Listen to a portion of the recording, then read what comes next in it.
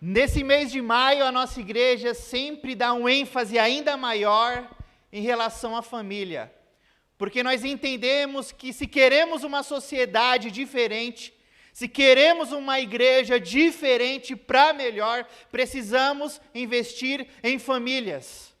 Não adianta, toda instituição que cresce e se desenvolve e que faz diferença na sociedade é formada por famílias. E famílias fortes, famílias alicerçadas, firmadas, só naquele que é poderoso para nos ajudar, que é Cristo Jesus, o nosso Salvador. E eu acredito que família é um dos ambientes mais importantes para o desenvolvimento social, cognitivo, educacional de qualquer criança. Porque a gente não aprende só quando é criança, a gente aprende quando é adulto e se torna idoso ou idosa. A gente está sempre aprendendo no seio da família. E às vezes a gente começa a olhar outras famílias, e às vezes a gente só enxerga aquilo que é bom nas outras famílias. E a gente se pergunta, Senhor, por que a minha família não é daquele jeito? Por que a minha família não é igual a família de fulano, de ciclano, de beltrano? A gente começa a olhar algumas famílias e às vezes a gente faz algum juízo de valor e começa a olhar para a nossa família e fala, por que a minha família não é assim? Mas eu não sei se você já desvendou o segredo, mas de regra, toda família é igual. Toda família tem seus problemas, tem seus desafios, tem suas lutas. Nenhuma família é isenta de problemas. Nenhuma família. E o que eu acho excepcional, brilhante, maravilhoso na palavra de Deus, é que a Bíblia ela sempre tratou a verdade. Ela nunca omitiu a verdade. Tem livros de romance que você vê aquela coisa linda, do príncipe a cavalo, da princesa que vai encontrar o príncipe. No meu caso foi diferente, cheguei com 1 quilo de batata para a Ares e ela amou, porque ela ama batata. Mas só que tem livros que não retratam a realidade, retratam um sonho que a gente gostaria que fosse realidade. E às vezes a gente cai num limbo, a gente cai num mundo que não é o mundo real. E a gente se esquece da nossa família de verdade, da família real. Então a gente olha aquela família, aquele relacionamento, a gente fala, oh meu Deus, como eu gostaria que fosse igual daquela forma. Mas gente, todo mundo tem luta. Quando você começa a caminhar, a ver, a conversar, todo mundo tem luta, todo mundo tem dificuldade. E a Bíblia sempre mostrou isso. Abraão teve dificuldade na sua família. Noé teve dificuldade na sua família. Moisés teve dificuldade na sua família. Davi teve dificuldade na sua família. Eu poderia pegar inúmeras pessoas e trazer a realidade da dificuldade, da luta que eles tiveram dentro da sua família, porque a Bíblia fala, família de verdade tem luta. Família de verdade tem adversidade, família de verdade tem desafios, mas por mais que a luta seja tão forte, nós servimos a um Deus que é mais forte do que qualquer luta que a gente enfrenta. Ele é poderoso, Ele consegue vencer, porque Ele já nos disse que Ele estaria com a gente todos os dias da nossa vida. E por mais que a luta seja mais forte do que nós servimos a um Deus mais forte do que as nossas lutas, ou as lutas que a gente enfrenta na família. E nessa manhã eu pensei numa luta, ou numa família que você conhece, não é nada novo. Às vezes a gente aprende algo novo, às vezes a gente precisa ser relembrado de algumas coisas. E nessa manhã eu pensei na história de José. José que viveu lá no Egito, que enfrentou inúmeras coisas. Eu não sei se você sabe, mas José, ele era uma criança diferenciada, era uma criança sonhadora. E eu acredito que uma criança faladora, dentro de casa. E nós sabemos que José, ele era o predileto do seu pai, porque ele era o filho, o primogênito da mulher que ele amava, que era Raquel. Ele não tinha tanta afeição por Lia, por Bila, por Zilpa. Ele tinha 4 mulheres. Se você acha que uma dá trabalho, imagine 4. 4. Você ri, né, Noemi? Era muito difícil, mas Raquel era a mulher que ele amava, ela era estéril. Deus concedeu a ela ter filhos. E quem foi o primeiro? O primeiro foi José. Depois ela teve outro, Benjamim. Mas o primeiro foi José. E José, ele era aquele que era paparicado, era aquele que tinha destaque dentro de casa. E os irmãos dele, os 11 irmãos, percebiam isso. Que ele tinha um tratamento diferenciado dentro de casa. Não, a sobremesa é para fulano, é para o Josézinho, deixa ele aqui. Nessa comida para o José. E isso, querendo ou não, acaba criando uma divisão ali interna entre os irmãos. Querendo ou não, acaba construindo ali uma divisão que acaba incomodando os outros 11 irmãos que ele tinha. E José, ele fala do sonho, ele fala, um dia aí, eu acredito que eu tive um sonho dos feixes, tive um sonho das estrelas, do sol, da lua, e que vocês iriam se prostrar perante mim. Ali está falando dos irmãos e dos pais que um dia iriam se prostrar perante ele. E imagine só os irmãos falando, José, fica quieto, meu, você está viajando na maionese, isso nunca vai acontecer. Mas você já percebeu que toda família tem um falador? E tem um invejoso? Ou não? Ou só eu que percebo essas coisas? Sempre tem um que quando se reúne, conta um monte de história. Traz história de tudo quanto é gente. Não, ele fala. Aí tem o outro que fala lá, metido lá, tá vendo? Aí começa aquela coisa, começa. Porque isso a família tem. Talvez a sua não tenha, e eu entendo isso. Mas eu conheço. Tem essas coisas, do que fala muito, do que sonha, que busca. Fala isso, fala aquilo. Fala, vou morar fora, vou fazer isso, vou fazer aquilo. Não para em trampo nenhum, fica 6 meses, ele muda. Parece que quer pegar o seguro-desemprego, eu não entendo. Tem essas coisas, então, família, quando você começa a ver, parece que está explícito em todo lugar. Só que isso foi para uma extremidade muito grande, porque os irmãos decidem acabar com José. Só que Rúben fala, não, joga ele só no buraco aí, só no buraco.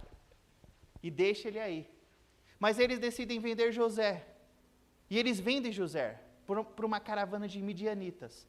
E José vai parar na casa de Potifar, um homem muito respeitado, que era o chefe da guarda de Faraó.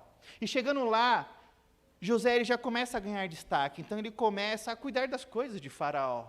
E você percebe que José ele tem esse destaque, não é pela sua capacidade, mas é porque Deus era com ele. Deus era com ele. Mas eu fiquei pensando, quando eu estava meditando nessa palavra, quando os irmãos voltaram e falaram assim, Jacó, ou pai, José morreu. José era o filho que Jacó mais amava. E eu acredito que a lei natural da vida é os filhos enterrarem os pais e não os pais enterrarem seus filhos. E vocês sabem o porquê que sequestro geralmente é um crime hediondo? Porque às vezes a família não teve nem a capacidade e a oportunidade de enterrar quem ama. Porque se você não vê, você fica com a esperança de sempre um dia reencontrar. A qualquer momento ele vai entrar naquela porta, a qualquer momento ele vai voltar. Então imagine só para Jacó, o filho que ele mais amava, a dor no coração dele. Porque os filhos enganaram muito bem, falaram, um bicho pegou ele e matou e acabou com a vida dele. Só que José começa a se desenvolver lá no Egito. E ele cuida muito bem da casa de Potifar. E ele começa a ganhar destaque, ele era um jovem bonito, afeiçoado, tem a mulher que vai tentar alguma coisa com ele, e ele fala não, e ele acaba indo preso. Isso aqui também já é uma outra lição dentro da família. Você já foi injustiçado na sua família? Já falaram alguma coisa que você não fez? Já falaram que você criou alguma situação que você não criou? Como é ruim ser injustiçado? Como é ruim ser injustiçado, às vezes, num ambiente que a gente queria tanto ser amado, ser acolhido. José foi injustiçado. Mas, às vezes, aquilo que era ruim, Deus transforma em coisas boas. Aquilo que era para ser trágico, Deus transforma em algo maravilhoso. E José vai preso, e lá ele conhece um copeiro e conhece um padeiro. E como José era um cara sonhador, ele consegue entender o que estava acontecendo com o sonho do copeiro e do padeiro. Do copeiro falou, ó, você vai ser restaurado, você vai voltar, mas você, padeiro, vão te colocar no forno, não vai dar certo. E se cumpriu o que aconteceu, o padeiro ele morre, o copeiro ele é restabelecido no trabalho, no palácio. Só que José falou, se lembra de mim quando você estiver lá. Só que o copeiro não se lembra dele. Você já foi deixado para trás na sua família? Você já foi esquecido? Não é ruim, gente, quando as pessoas te excluem, as pessoas te esquecem. Porque às vezes na família a gente só é procurado quando alguém precisa de uma coisa, de alguma coisa. E geralmente é dinheiro. E a gente não precisa ter dinheiro não, viu? Às vezes a gente é procurado mesmo quando a gente não tem. E José ele é esquecido pelo copeiro, ele fica 2 anos lá. Mas Faraó tem um sonho, e esse sonho perturba ele. E ninguém consegue descobrir o que era aquele sonho.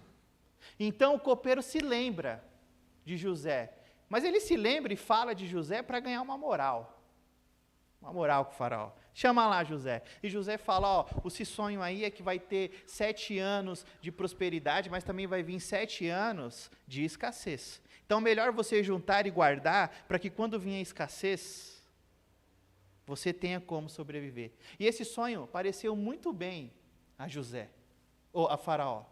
E José ele se torna o governador do Egito. E aqui é um outro princípio que eu trabalho na minha vida e não é fácil, porque às vezes o que a gente ganha é o mínimo ali. Mas quando as coisas estiverem boas, vale a pena guardar um pouco. Mas eu vou contar uma história para vocês de quando eu trabalhava numa empresa e eu peguei minhas primeiras férias. Olha a ideia, eu falei, meu Deus, eu recebia mais. Olha só que coisa. Eu não sabia que eu ia voltar sem salário. Não sabia.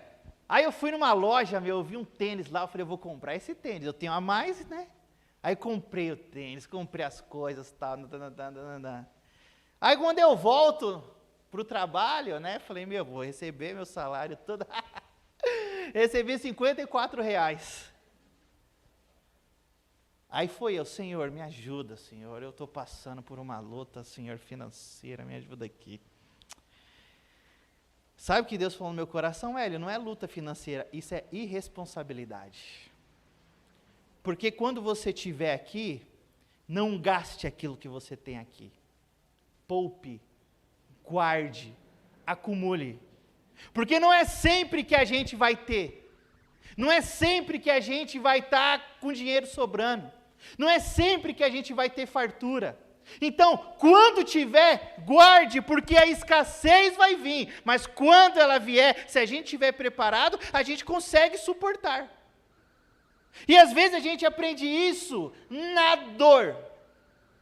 Por isso que para os olhos de Faraó, pareceu prudente aquilo que o José falou. Porque, vai ter 7 anos de fartura, então guarde no celeiro. Guarde o trigo, guarde a farinha, guarde tudo que você conseguir, os grãos. Porque vai vir o tempo da escassez. E a nossa vida, ela é assim mesmo. Tem época que está tudo bem, está tudo caminhando, mas tem época que vem a luta, vem a dificuldade, vem a necessidade. Todos nós passamos por isso. E não somente lá no Egito, eles passaram por isso, mas em todo o mundo. Então, o mundo todo desce lá para o Egito para buscar comida, inclusive os filhos de Jacó. E quando chegam lá os filhos de Jacó, eles não reconhecem José. Você sabe por que eles não reconhecem José? Porque foi a primeira vez que eles viram alguém trabalhado na Mary Kay. Olho pintado, sem cabelo, imagina, pó assim no rosto. Você já viu? Já viu um egípcio? É mais ou menos assim, todo arrumadinho. Aquela coisa estranha, né? Mas enfim, eles não reconhecem, mas José reconhece os irmãos. E imagine só o sentimento de José, devido a todo aquilo que ele viveu, tudo aquilo que ele passou, vendo as pessoas que fizeram tanto mal para ele. José, ele era um homem tão poderoso que ele não precisava nem matar, ele mandava matar e acabariam com os irmãos dele. Era simples assim. Só que José não faz isso. E eu fiquei me perguntando, por que José não fez isso? Por que José não acabou com seus irmãos, destruiu eles, porque eles fizeram tanto mal para ele?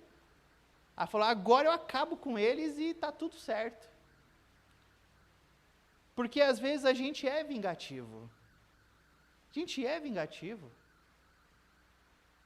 Hélio, você acha que eu não luto contra isso? Quem aqui joga futebol? Alguém joga aqui? Alguém joga? Marcelo, aqui ó. Mais alguém aí? Eu tento, mas faz tempo. Se alguém chuta meu calcanhar, você acha que eu falo, eu te perdoo em nome de Jesus? Eu quero chutar o calcanhar dele também. Porque a gente tem dentro de nós a lei retributiva. A gente tem dentro de nós a justiça própria. E às vezes a gente fala de justiça, mas no fundo o que a gente quer é vingança. A gente fala, eu quero justiça. Não, a gente quer vingança. A gente quer pagar na mesma moeda. Então eu fiquei pensando, por que José não se vingou? Foi aí que eu fui para Gênesis capítulo 41,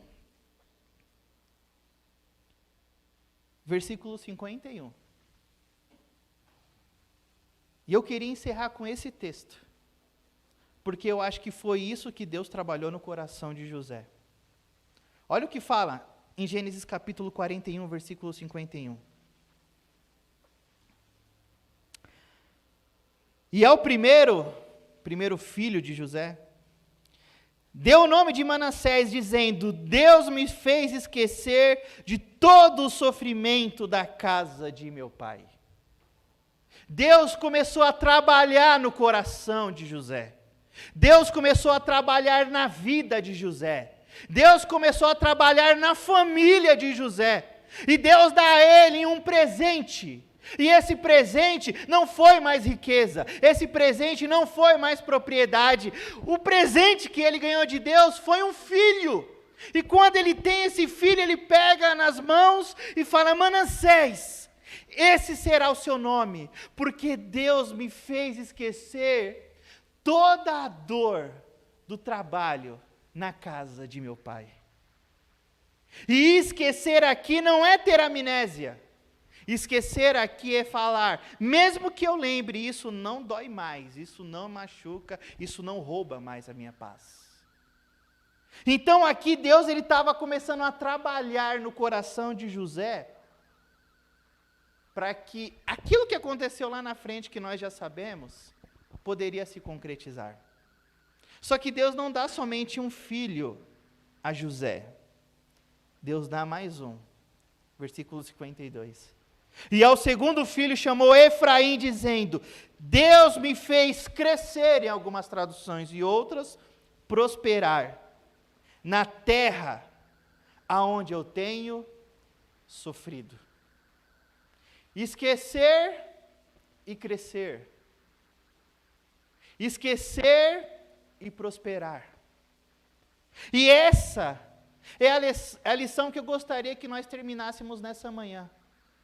Será que não tem coisas na nossa família que a gente precisa esquecer para que a gente possa crescer? Será que não tem coisas que estão amarrando a gente de crescer, de se desenvolver? Coisas lá do passado que não foram resolvidas. Coisas lá do passado que ainda estão encobertas. Será que não tem coisas que precisam ser trabalhadas para que a gente possa prosperar? Para que a gente possa crescer? Para que a gente possa viver? E aqui prosperar não tem só a ver com bem material. Prosperar é viver bem, é ter alegria, é ter prazer em viver.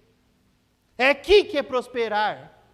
Então, José, ele entende que ele precisa deixar o passado lá no passado, se ele quer crescer, se ele quer prosperar, se ele quer viver, porque no dia que ele se encontra com seus irmãos, ele pergunta do seu irmão mais novo, ele pergunta da sua casa. E esse reencontro com seus irmãos é lindo, porque quando Deus fez, não foi os filhos em si, foi Deus que fez José se esquecer e crescer, José perdoa os seus irmãos e a comunhão naquela família é restaurada novamente. Prestem atenção que José ele abriu mão da vingança. José ele abriu mão do seu orgulho. E estava disposto a perdoar a sua família para restabelecer essa comunhão. O que você precisa renunciar para que a sua família volte a ter união novamente? O que você precisa deixar de lado para que a sua família possa viver unida novamente? Porque talvez você sabe de alguma coisa que você precisa renunciar. Talvez é o orgulho. Talvez o orgulho. Eu estou lendo um livro chamado Deep e Wide, é meio que largo e profundo, de um pastor chamado Andy Stanley. E o Andy Stanley fala que em um tempo ele assumiu um novo campus, como se fosse uma congregação nova da igreja. E esse campus começa a crescer muito, muito, muito, muito. E o pastor titular é o pai dele, Charles Stanley. E de repente começa um zum, porque o campus está crescendo mais do que a igreja, a mãe, e começa a ter uns atritos, e o pai dele acha que ele quer meio que dominar tudo. Quer dominar a igreja, quer fazer tudo. E o Andy Stanley fala que isso deixou ele muito triste, e começou a criar um cisma, assim, sabe, um atrito entre ele e o pai dele. E um dia, e nisso a igreja estava tudo se desenvolvendo, a igreja do pai dele, a primeira igreja batista em Atlanta, tem até hoje, o pai dele já se aposentou, é pastor jubilado. E teve um dia que, a igreja é grande, 2.000 pessoas, ele falou assim, eu vou lá conversar com o meu pai. Fala, pai, está aqui a minha carta de demissão da nossa igreja, do campus onde eu assumi. O pai dele, por que você está fazendo isso? Porque eu estou disposto a renunciar o meu cargo de pastor do nosso campus em favor da nossa família. O Senhor é mais importante do que o meu ministério pastoral. Eu não quero viver brigado com o Senhor. Eu quero me reconciliar com o Senhor. E no livro ele fala que o pai dele nesse momento chora. Aí ambos vão almoçar. E eles restabelecem a amizade. Andy Stanley ainda é pastor, porque depois eles iniciam uma nova igreja chamada North Point. Lá em Atlanta mesmo, uma igreja que é referência no mundo todo, pastor Andy Stanley. Mas ele fala que foi uma decisão muito difícil, mas ele esteve disposto a renunciar uma grande igreja e o seu ministério naquele momento para se reconciliar com o seu pai e consequentemente com a sua família. Porque, irmãos, para vocês terem uma ideia, o cisma foi tão forte, abalou tanto o pai dele, que a mãe dele já não estava mais aguentando o pai, as brigas. A mente do cara estava toda transtornada. E ele falou, estou disposto a abrir mão disso para reconquistar a união com a minha família. E eu encerro dizendo, o que você precisa renunciar para se reencontrar com a sua família? O que você precisa deixar para se reconectar com a sua família? Eu não sei se você sabe, mas todo pecado que nós cometemos afeta a nossa família. Todo. Seja ele em público, seja ele em secreto. Afeta a nossa família. Então, se nessa manhã você precisa renunciar àquilo que está atrapalhando a sua família, renuncie em nome de Jesus. Porque vale a pena você se reconectar e restaurar a sua família. Talvez você precisa renunciar um encontro que talvez você sabe que está atrapalhando a sua casa, que nem às vezes tinha um futebol, mas às vezes a Ares falava, Hélio, a gente fica tão pouco, vamos ficar um pouco mais. Então dividia. Fica um pouco com ela, faça um pouco isso. O que a gente precisa renunciar? Talvez alguma coisa, para que Deus possa restaurar novamente a nossa família. E às vezes renunciar coisas simples, que estão tendo impacto profundo na nossa família. Porque às vezes nós estamos dentro de casa, mas estamos longe uns dos outros.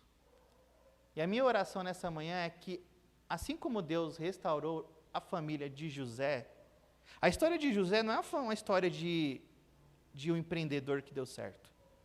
A história de José não é um homem que saiu da pobreza ou de uma vida média que o pai dele tinha posse e conquistou e se tornou o governador do Egito. Não. A história de José é uma história de perdão. É uma história de restauração de família. Tem uns que usam para tudo. Mas o sentido aqui é mais profundo. É a restauração de uma família.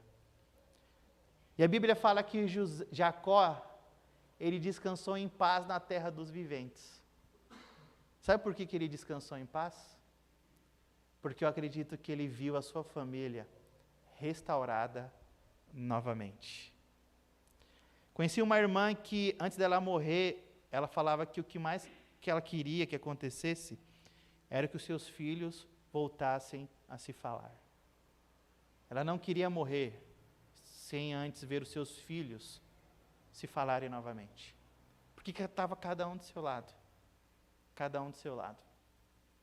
E Deus, ele faz coisas assim tremendas, porque no dia do sepultamento dela, todos os filhos estavam lá no enterro, se abraçando, chorando e se reconciliando.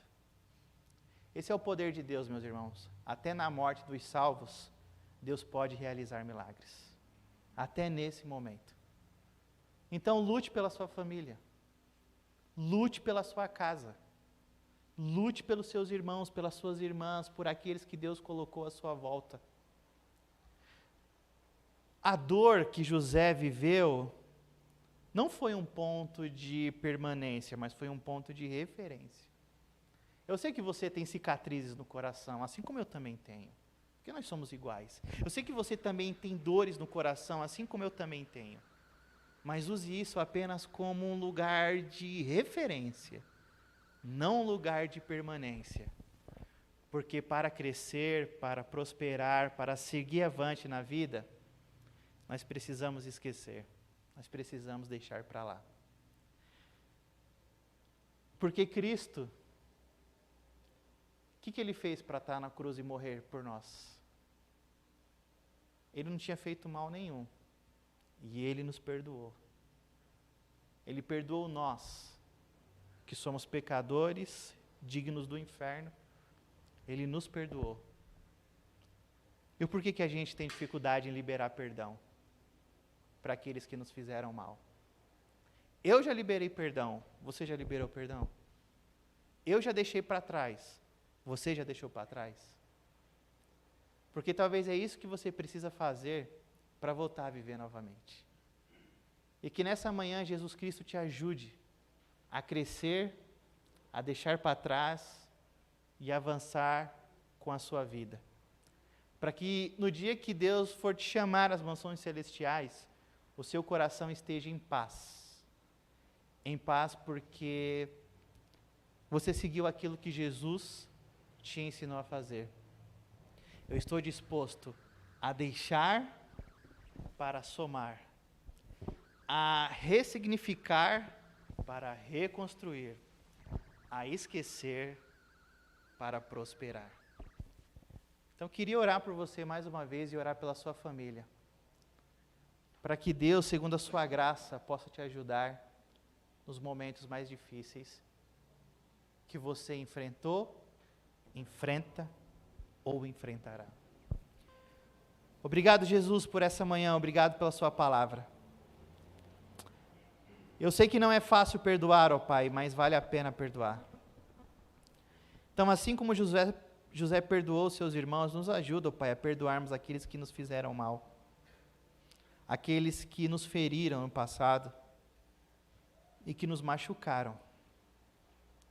Nos ajuda, ó Pai, nessa manhã a não sermos mais reféns do medo, reféns da amargura, reféns do ódio, reféns da vingança. Nos ajuda a sermos como José, ó Pai. Esquecer de toda a dor, de tudo aquilo que ficou para trás, para que a gente possa crescer, para que a gente possa prosperar, para que a gente possa avançar na nossa vida. Meu Deus, às vezes tem coisas que ficaram mal resolvidas. Coisas que não terminaram bem. Por favor, ó Pai, nos ajuda. Nos ajuda. Porque nós queremos viver bem, nós queremos viver em união. Nós queremos viver em comunhão. E se for necessário renunciar a alguma coisa pelo bem da nossa família, nos ajuda a renunciar, ó Pai. Nos ajuda a renunciar tudo aquilo que tem roubado tempo com a nossa família. Nos ajuda a renunciarmos tudo aquilo que tem afetado a nossa comunhão com a nossa família. Nos ajuda a termos coragem para renunciar. Porque nada nesse mundo é mais importante do que a nossa família. Porque foi o Senhor que deu a nossa família. O Senhor que nos deu uma esposa, o Senhor que nos deu filhos, o Senhor que nos deu pais, o Senhor que nos deu irmãos, até netos, ou talvez bisnetos. Porque isso é a bênção do Senhor. Meu Deus, nós não queremos viver em um ambiente dividido. Nós não queremos viver em um ambiente onde tem brigas, discussões. Então nessa manhã, ó Pai, restaura a nossa família. O irmão que não fala mais com a irmã. Restaura a união entre eles, ó Pai. Que ambos possam se perdoar. Que ambos possam entender que vale a pena renunciar o orgulho para que eles possam voltar a ter amizade novamente. Meu Deus, talvez alguém nessa manhã que precisa perdoar o seu pai, precisa perdoar a sua mãe. Perdoar o filho, perdoar a filha, o irmão, seja lá quem for. Obrigado, meu Deus, porque o Senhor trabalhou no meu coração. Porque às vezes a raiva se torna em ódio. E o ódio ele vai matando a gente aos poucos. E a gente não consegue ver a beleza daquilo que o Senhor quer fazer. Mas obrigado porque o Senhor pode transformar a raiva, o ódio em perdão e amor. Então se tem alguém que tem mágoa no coração nessa manhã, transforma em perdão, Senhor. Transforma em amor. Para que a reconciliação da família possa acontecer. Senhor, nos ajuda a ferirmos o nosso orgulho com o perdão. Porque isso não é um sintoma de fraqueza, pelo contrário. Isso é um sintoma de quem ama ao Senhor. Restaura a nossa família, Senhor. É o bem mais precioso que nós temos. Nós estamos dispostos a lutar pela nossa família. Nós não iremos desistir da nossa família. Nós não iremos jogar a toalha. Não iremos, mesmo que às vezes dê vontade. Nós não iremos. Não iremos. Então, por favor, ó Pai, segura nas nossas mãos nessa manhã. Nos ajuda a tomarmos a decisão que nós precisamos tomar. E servir ao Senhor com amor, integridade de coração e alegria. Porque o Senhor nos perdoou mesmo quando nós não éramos merecedores do perdão. O Senhor nos amou mesmo quando nós não éramos merecedores do amor. O Senhor nos reconciliou com Deus, mesmo quando nós não éramos merecedores. Continuamos ainda não merecedores, mas a sua graça proporcionou isso para a gente. Perdão, amor e reconciliação. Assim como o Senhor fez com a gente, nos ajuda a fazermos com a nossa família. Perdão, amor e reconciliação. E que o Teu nome seja glorificado na mesa do nosso lar, na união da nossa família, para o nosso bem, Senhor, para o nosso bem, mas acima de tudo para a glória do Teu nome. E é pelos méritos de Jesus Cristo que nós oramos, agradecidos ao Senhor. Amém.